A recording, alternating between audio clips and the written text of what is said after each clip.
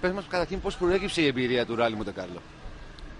Ήρθαμε για να απολαύσουμε και εμείς να δούμε τι σημαίνει ένας αγώνας τόσο σημαντικός όπως είναι το Ράλι Μοντε Κάρλο, και προέκυψε μετά από κάποιες χορηγίες φίλων και γνωστών. Και καταρχήν από εκεί και πέρα όμως, πώς σου φαίνεται ο αγώνας?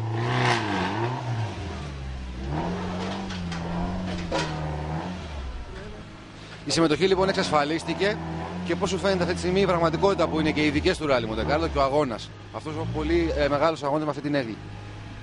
Είναι η πιο μεγάλη εμπειρία που έχω ζήσει μέχρι στιγμής σε όλα τα χρόνια που τρέχω ράλι, και πραγματικά είναι τελικά αποδεικνύεται κάτι πολύ ιδιαίτερο αυτός ο αγώνας, που ίσως θα πρέπει να το ζήσουν και άλλοι Έλληνες.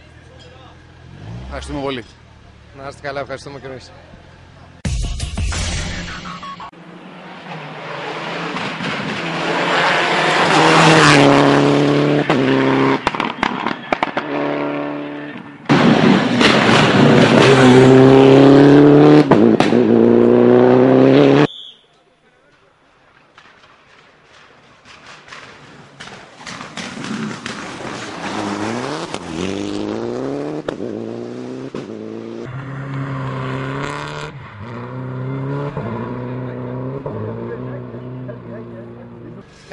Στην αρχή του αγώνα τα συναισθήματα ήταν έντονα, γιατί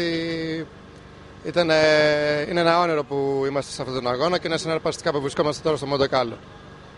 Σήμερα πάλι είναι δύο ειδικές που είναι ονειρικές, όπως είναι η Col du Turini.